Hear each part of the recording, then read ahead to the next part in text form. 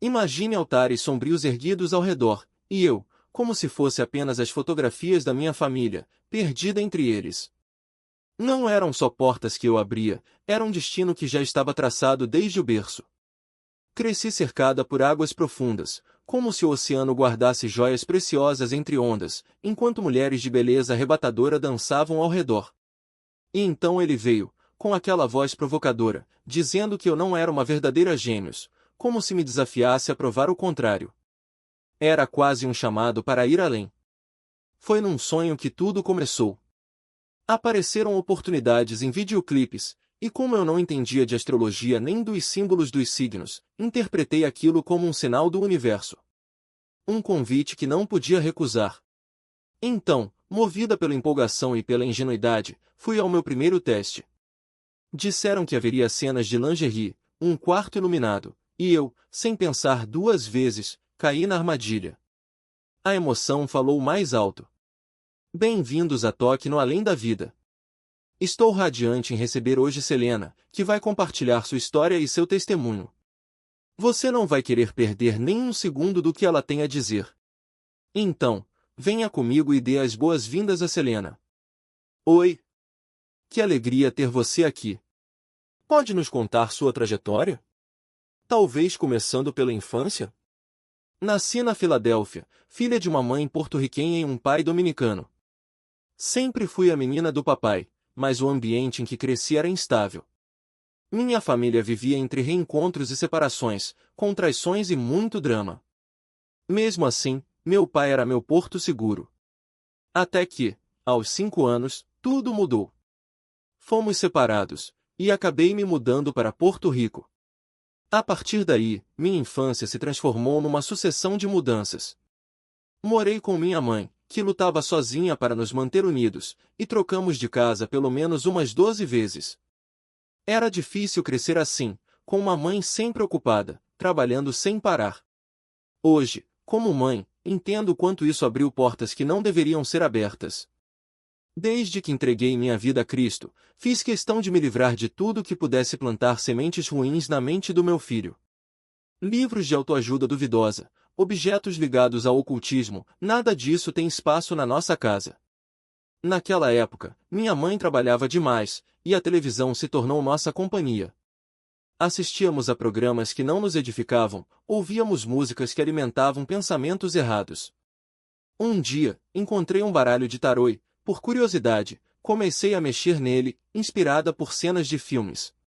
Era só mais uma porta que se abria sem que eu percebesse. Fui criada para ser independente.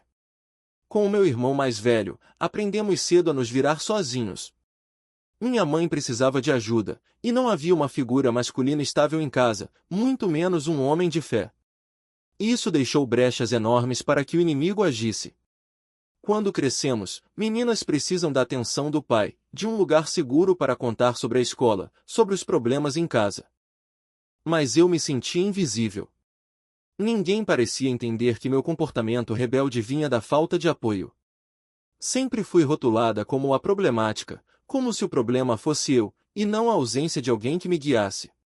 Na pré-adolescência, comecei a buscar preencher esse vazio de todas as formas erradas. Bebida, maconha, atenção de garotos na escola, qualquer coisa que me fizesse sentir vista. Naquela época, morava em Nova York. Quando visitava meu pai, ele já tinha se convertido a Cristo e insistia para que eu fosse à igreja com ele. Eu até ia, mas nunca me sentia parte daquilo. Afinal, meu estilo de vida em Nova York era completamente diferente. Carregava dentro de mim um espírito de rejeição, uma raiva profunda. Ver outras famílias unidas, amigas com vidas aparentemente perfeitas, só aumentava minha frustração. Na igreja, cruzava os braços e não sentia a presença de Deus. Você está indo tão bem. Agora fiquei ainda mais curiosa. Seu pai se converteu, o que é maravilhoso, mas isso não apagou os anos em que ele não esteve presente. Você sentiu que precisava guardar tudo para si naquela época? Sim, era como se eu tivesse aprendido a engolir meus sentimentos. Lembro da primeira vez que me apaixonei.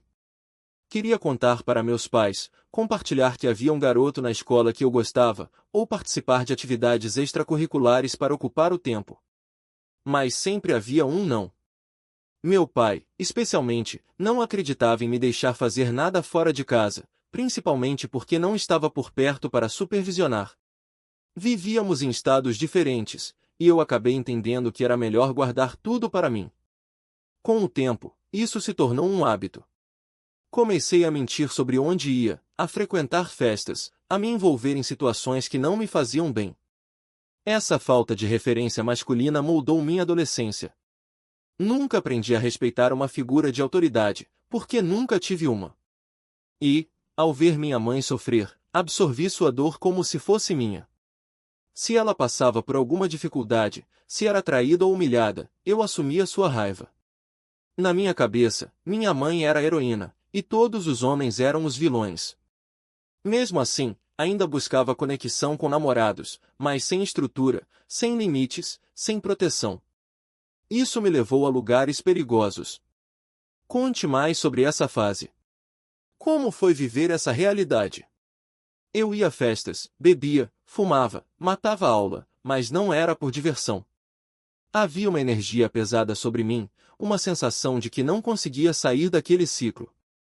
Aos 14 anos, minha mãe teve que deixar o país por causa de um processo de imigração, e eu fiquei sozinha, como uma adolescente abandonada à própria sorte. Foi aí que as coisas realmente desandaram. Pai logo em seguida. Não foi um amor saudável, nem planejado, mas algo que aconteceu no meio do meu processo de reconstrução. Eu estava tão focado em provar para mim mesma que podia ser diferente, que acabei trocando uma dependência por outra, só que dessa vez, acreditava que era amor. Ele era mais velho, tinha uma vida estável, e eu, sem perceber, me agarrei àquela ilusão de segurança como se fosse a tábua de salvação que sempre me faltou. Mas a verdade é que eu ainda não sabia o que era amor de verdade. Ainda não entendia que segurança não vem de um relacionamento, mas de dentro. E então, veio a gravidez. Não foi algo que eu busquei, mas também não foi um acidente, foi a consequência de todas as minhas escolhas até ali. Quando descobri, senti medo, sim, mas também uma estranha sensação de propósito. Como se, de repente, eu tivesse algo para lutar que não fosse só por mim. Eu já tinha passado por tanta coisa sozinha que a ideia de ter alguém que dependesse de mim me assustava e me empolgava ao mesmo tempo. Mas a realidade é que eu ainda era uma menina tentando ser mulher. Ainda carregava aquele buraco no peito, aquele vazio que eu tentava preencher com trabalho, com planos, com relacionamentos, com qualquer coisa que me fizesse sentir que valia a pena. O nascimento do meu filho foi o momento em que tudo mudou, não de uma vez, mas aos poucos, como uma ferida que finalmente começa a cicatrizar. Ver aquele rostinho pela primeira vez me fez perceber que eu não podia mais viver no piloto automático. Eu tinha que ser melhor, não só por ele, mas por mim. Porque, pela primeira vez, eu entendi que minha vida não era só minha. E isso me assustou mais do que qualquer coisa que eu já tinha enfrentado. Mas o medo não me paralisou. Pelo contrário, ele me empurrou para frente. Eu já tinha aprendido a sobreviver, mas agora precisava aprender a viver. E foi aí que comecei a questionar tudo. Por que eu me sentia tão vazia mesmo quando as coisas davam certo? Por que, mesmo com dinheiro, com um teto, com um filho lindo, ainda havia algo faltando? Foi quando comecei a buscar respostas fora do que eu conhecia. Primeiro, foram livros de autoajuda, depois, terapias alternativas, meditação, qualquer coisa que prometesse me dar paz. E então, sem que eu percebesse, Deus começou a se revelar. Não foi um encontro dramático, nem uma voz do céu. Foi algo mais sutil, como uma luz que vai clareando aos poucos. Eu comecei a notar pequenas coisas, a forma como meu filho sorria quando eu estava em paz, como as portas se abriam quando eu parava de forçar as coisas, como as pessoas certas apareciam nos momentos certos. E, de repente, eu entendi que aquele vazio que eu carregava desde a infância não era a falta de amor, de dinheiro ou de sucesso, era a falta de propósito. E o propósito, descobri, não era algo que eu podia construir sozinha. Era algo que já estava ali, esperando que eu parasse de correr e olhasse para ele. Hoje, quando olho para trás, vejo que cada queda, cada erro, cada momento de escuridão me trouxe até aqui. Não foi um caminho fácil, mas foi o meu. E se tem uma coisa que aprendi é que Deus não nos dá mais do que podemos carregar, Ele só nos dá o suficiente para nos fazer crescer. E eu cresci. Cresci através da dor, da solidão, das escolhas erradas e, finalmente, da rendição.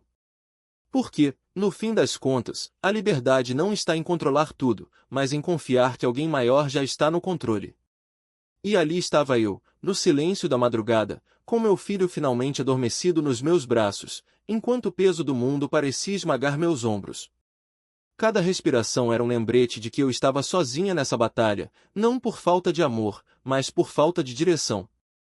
O relacionamento que antes me trazia segurança agora se transformará em um campo minado de palavras duras e expectativas não ditas.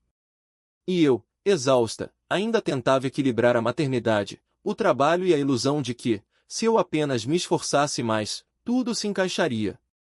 Os cristais na minha estante brilhavam sob a luz da lua, como se sussurrassem promessas de paz. As meditações que eu ouvia antes de dormir ecoavam em minha mente, repetindo que eu era capaz, que o universo conspirava a meu favor. Mas, no fundo, eu sabia que algo estava errado.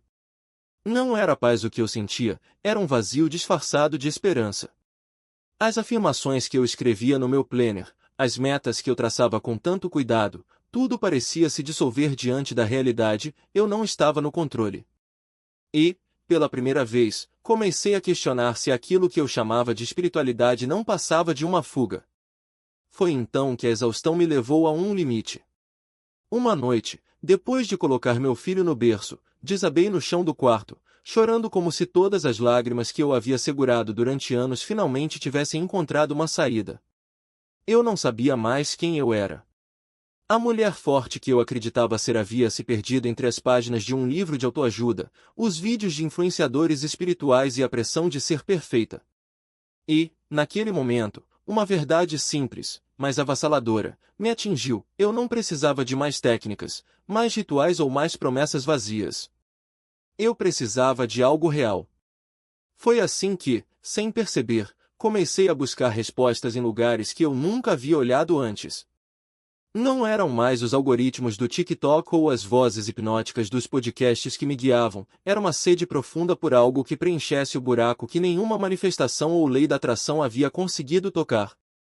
E, quando menos esperei, a vida me mostrou que a verdadeira força não estava em controlar cada detalhe, mas em aceitar que nem tudo dependia de mim. Que, às vezes, a maior coragem é admitir que precisamos de ajuda, e que essa ajuda pode vir de onde menos esperamos. Vida estava desmoronando de uma vez. Era como se, no exato momento em que eu havia encontrado algo que parecia verdadeiro, o mundo ao meu redor decidisse provar que nada daquilo era real. As paredes daquela casa, que eu havia decorado com tanto cuidado para ser um refúgio, agora ecoavam gritos que eu não reconhecia como meus. A briga não era só com ele, era comigo mesma, com a ilusão de que eu poderia consertar tudo sozinha, de que a suavidade que eu buscava tão desesperadamente não era um escudo, mas uma armadilha. E então, a traição daquela amizade de 10 anos. Não foram palavras duras ou um desentendimento passageiro, foi o silêncio. O tipo de silêncio que pesa mais que qualquer acusação, que se instala no peito como uma pedra e te faz questionar se você alguma vez realmente conheceu a pessoa do outro lado. Minha mãe, que sempre fora meu porto seguro, de repente parecia uma estranha, como se eu tivesse acordado em uma realidade paralela onde até as vozes que eu mais amava soavam distorcidas. Naquela noite, eu me sentei no chão do banheiro, o mesmo lugar onde, meses antes, eu chorava em silêncio à meia-noite, convencida de que ninguém me veria quebrar. Mas agora, não havia mais lágrimas. Só uma exaustão tão profunda que parecia anestesiar até a dor. Eu olhava para o espelho e não reconhecia a mulher refletida ali. Não era só o cabelo bagunçado ou os olhos vermelhos, era algo mais profundo, como se a versão de mim que eu havia construído com tanto esforço estivesse se desfazendo, fio por fio. Foi então que algo dentro de mim clicou. Não foi um insight grandioso, nem uma revelação divina, foi um cansaço tão absoluto que, pela primeira vez, eu parei de lutar. Parei de tentar encaixar minha vida em fórmulas mágicas, de buscar respostas em livros de autoajuda ou em vozes que prometiam poder através da energia feminina. Parei, simplesmente, e deixei que o vazio me engolisse por um instante. E foi nesse vazio que algo inesperado aconteceu. Não foi um milagre, não foi uma voz celestial, foi a lembrança daquela igreja, do homem que havia me dito que Deus se lembrava de mim quando eu era bebê. Foi a lembrança da mulher que, sem me conhecer, me disse que eu era um exemplo para outras garotas. Não eram palavras vazias, não eram promessas de prosperidade ou de um amor perfeito. Eram gestos simples, humanos, que tocaram em feridas que eu nem sabia que estavam abertas. Eu não tinha respostas. Não sabia como consertar meu casamento, minha amizade, minha relação com minha mãe. Mas, pela primeira vez em anos, eu não estava procurando por elas. Estava apenas respirando. E, nesse respirar, algo começou a se mover. Não era controle, não era manipulação, era rendição. Não a rendição da derrota, mas a rendição de quem finalmente entende que não precisa carregar o mundo nas costas. Aquela noite no banheiro não foi o fim da minha história. Foi o começo de algo novo, algo que não dependia de rituais, de meditações ou de ativar minha energia divina. Algo que dependia apenas de uma verdade simples: eu não precisava ser perfeita. Eu só precisava ser eu. E, pela primeira vez, isso parecia suficiente. Mesmo quando tudo ao meu redor desmoronava. Aquela sessão de cura não foi o que eu esperava.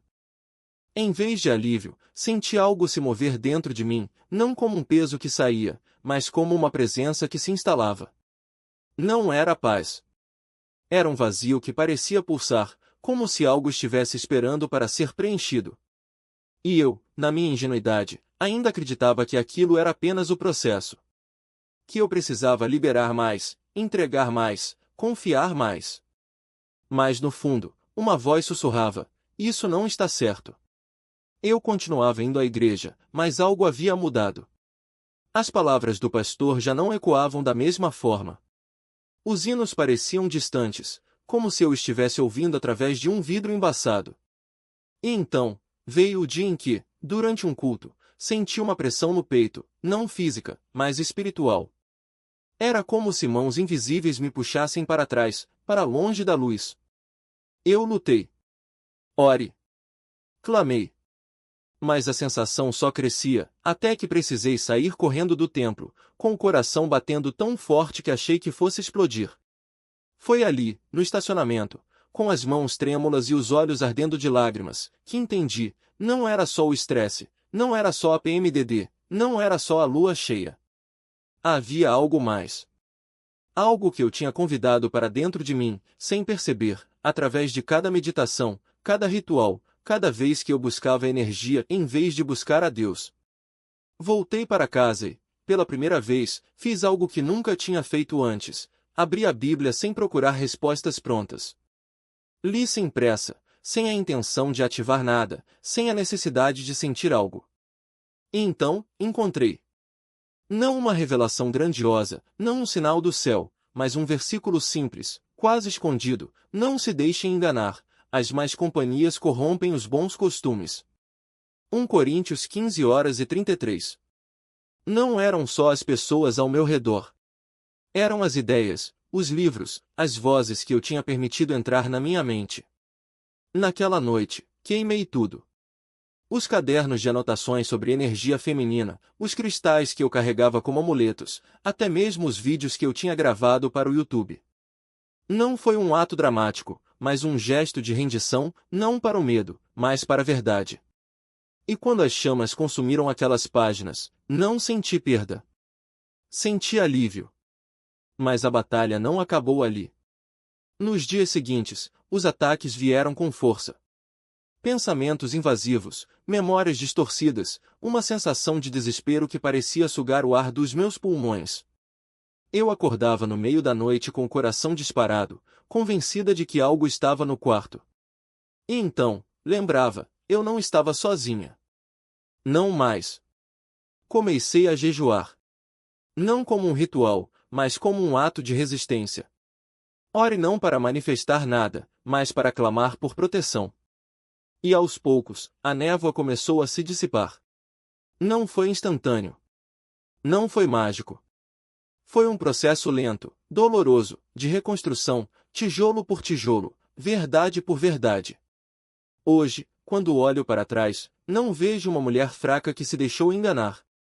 Vejo alguém que lutou com todas as forças, mesmo quando não sabia para onde estava indo.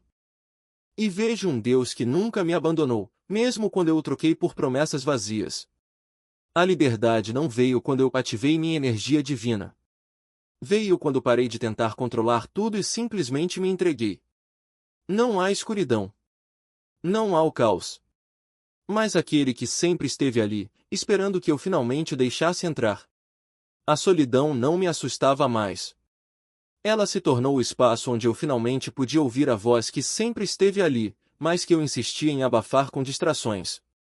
Foi nesse silêncio forçado que descobri algo assustador. Não eram apenas pessoas ao meu redor tentando me derrubar. Havia algo mais profundo, algo que se movia nas sombras, tecendo mentiras e plantando medo onde deveria haver paz. E quando a notícia chegou, alguém estava usando feitiçaria contra minha família. Não foi surpresa. Foi confirmação. Folheei aquele livro sobre orações de guerra espiritual como quem procura uma arma em meio ao caos. Cada palavra que eu lia parecia um golpe certeiro contra as trevas que tentavam se enraizar em mim. A pastora tinha razão, eu precisava de um lugar secreto, um canto só meu e de Deus, onde pudesse abrir a boca e deixar sair tudo, o medo, a raiva, a vergonha. E pela primeira vez, eu orei. Não como quem repete frases decoradas, mas como quem grita por socorro no meio de uma tempestade. E então, veio a revelação. Cristais, astrologia, todas aquelas ferramentas de poder que eu usava para me sentir no controle não passavam de armadilhas. Se eu queria quebrar os acordos que havia feito com o engano, precisava cortar cada um deles. Sem exceções. Foi quando as peças começaram a se encaixar. No dia em que me avisaram sobre a cobra deixada na porta da nossa antiga casa, eu abri a Bíblia e dei de cara com o Salmo 91. Ali, bem na minha frente, uma imagem da minha família. Como se Deus tivesse colocado aquele versículo ali só para mim. Pisarás o leão e a cobra, dizia. E naquele momento, eu soube, não importava o que jogassem contra mim, nada poderia tocar no que Deus já havia protegido. Mas a batalha estava apenas começando. Eu não sabia ainda que o verdadeiro campo de guerra não era lá fora, era dentro de mim. Espíritos de rejeição, de manipulação, de controle, todos eles sussurrando que eu precisava ser alguém que não era para conseguir o que queria. E eu acreditava. Até que comecei a mergulhar na palavra, a devorar livros que me mostravam a verdade, eu não estava lutando contra pessoas. Estava lutando contra forças que operavam nas trevas, usando sonhos, desejos e até minhas próprias feridas contra mim. Os sonhos vieram como um alerta. Homens desconhecidos me perseguindo, portas que eu batia na cara deles invocando o nome de Jesus, e no dia seguinte, essas mesmas pessoas apareciam na minha vida, como se tivessem sido enviadas. Dragões, crocodilos, lagos escuros, mulheres sedutoras, cada imagem era um ataque disfarçado de tentação. E eu não sabia interpretar. Até que um dia, entendi, Deus estava me dando olhos para ver o que eu não queria enxergar. Mas o inimigo não desiste fácil. Antes mesmo de eu conhecer a Deus, os sonhos já me perseguiam. Um homem sentado em uma pedra, cercado de águas turvas, me desafiando, você não é uma verdadeira gêmeos. Precisa fazer mais. E eu, ingênua, acreditava. Até que um desses sonhos se tornou realidade, um convite para um teste de elenco, com cenas que me fizeram sentir suja só de pensar. Foi ali que a convicção me atingiu como um soco, eu quase tinha caído em uma armadilha preparada com meses de antecedência. E então vieram os pesadelos. Um homem que se dizia meu marido, prometendo riquezas, colocando anéis no meu dedo, até que a máscara caía e ele se transformava em algo monstruoso. Noites seguidas de violência espiritual, meu filho aparecendo nos sonhos como refém, o terror me sufocando até eu acordar em lágrimas. Eu ia para a cama chorando, com medo do que veria. Acordava chorando, exausta de lutar. Foi quando alguém finalmente me disse a verdade, você está vivendo em pecado. É por isso que essas coisas estão se manifestando. E algo dentro de mim quebrou. Não era apenas sobre parar de fazer o errado, era sobre me entregar por completo. Cortar laços com a imoralidade, com as antigas crenças, com tudo que me afastava de Deus. O pastor sugeriu jejum. Eu não sabia como fazer, mas sabia que precisava tentar. Então encontrei um ministério dedicado à oração e ao jejum. No mesmo dia em que comprei o livro, anunciaram um jejum em grupo. Eu me juntei. E no primeiro dia, algo mudou. Não foi mágico. Não foi instantâneo. Mas pela primeira vez, eu senti que não estava mais lutando sozinha. Que tentam nos convencer de que a liberdade está em seguir nossos próprios desejos, em acumular coisas, em buscar validação onde não há verdade. Mas eu descobri que a verdadeira liberdade só existe quando nos rendemos ao plano de Deus. E essa rendição não é passiva, é ativa. É jejuar quando o corpo clama por conforto. É orar quando a mente insiste em duvidar.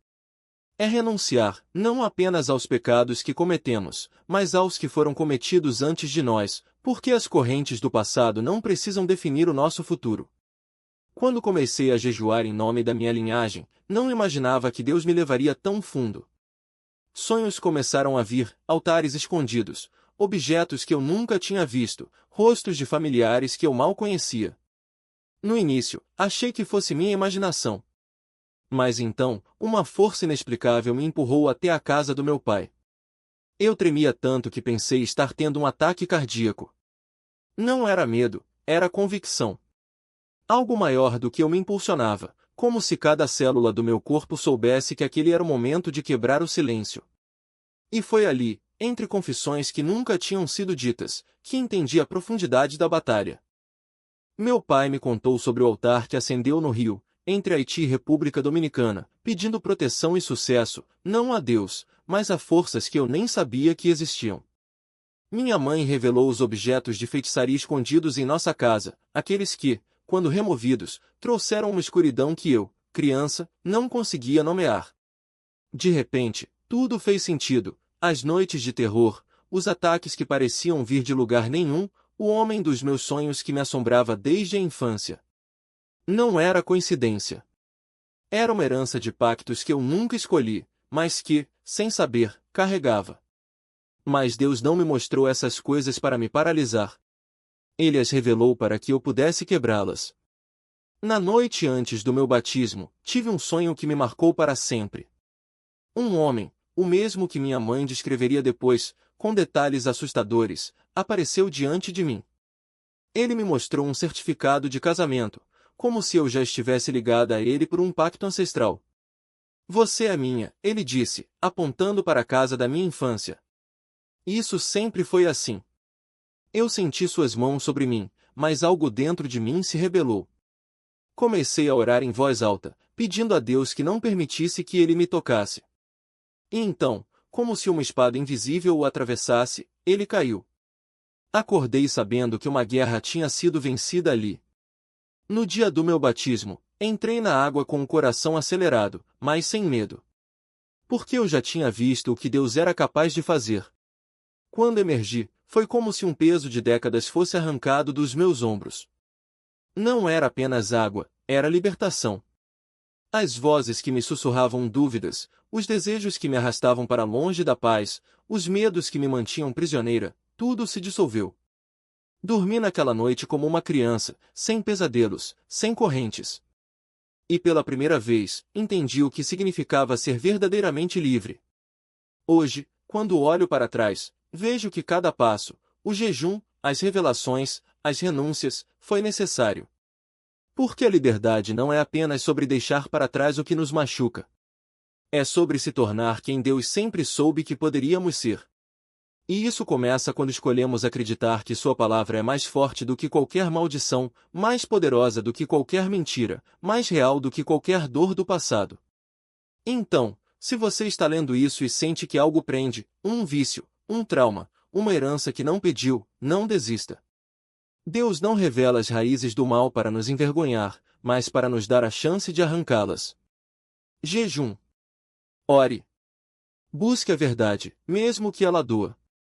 Porque no final, a única coisa que importa é estar do lado de quem já venceu a batalha por nós. E essa vitória? Ela já é sua. Você só precisa estender a mão e tomá-la. E não é à toa que vemos, com nossos próprios olhos, vidas se despedaçando. A verdade sempre vem à tona, como uma tempestade que varre as mentiras do inimigo. Mas quando nos agarramos a Deus como nossa âncora, quando mergulhamos em Sua palavra, conseguimos enxergar com clareza cada engano que o diabo tenta nos enfiar goela abaixo. Ele quer nos afastar das promessas, nos prender em cadeias invisíveis, nos fazer acreditar que o caminho torto é o certo. Mas Deus não nos deixou órfãos de discernimento. Lembra daquele sonho que você teve, daquele vislumbre de algo maior? Aquela visão que parecia impossível, mas que, de repente, se tornou realidade? Quantas pessoas estão vivendo sob o mesmo véu de ilusão, achando que estão no controle, quando, na verdade, estão sendo arrastadas para o abismo? O inimigo é mestre em disfarçar o veneno de bênção, em embrulhar o pecado em papel de presente. Mas Deus não nos chama para sermos enganados, Ele nos chama para sermos livres. E é por isso que eu oro, com tudo que há em mim, para que cada alma que assiste a isso hoje seja quebrantada, tocada, libertada. Que o Espírito Santo rasgue qualquer cortina de mentira e revele a verdade nua e crua. Porque a liberdade não é um presente que se pede, é uma herança que se toma. E Deus já a deixou pronta para você. Pai, nós te agradecemos por tua misericórdia que nunca falha, por teu amor que não nos abandona, por tua graça que nos alcança mesmo quando não merecemos. Obrigado porque tu és paciente, porque não queres que nenhum de nós se perca, porque tu lutas por nós mesmo quando desistimos de lutar por nós mesmos. Senhor, que essa palavra chegue ao coração de quem precisa ouvir. Quebra as correntes, rasga os véus, acende a chama da verdade em cada vida que assiste a isso. Que Julie, seu esposo e todos que estão aqui sejam abençoados, fortalecidos e usados como instrumentos da tua vontade. E que, ao final de tudo, cada um de nós possa dizer: eu não fui enganado. Eu não fui derrotado. Eu fui livre. Em nome de Jesus, amém.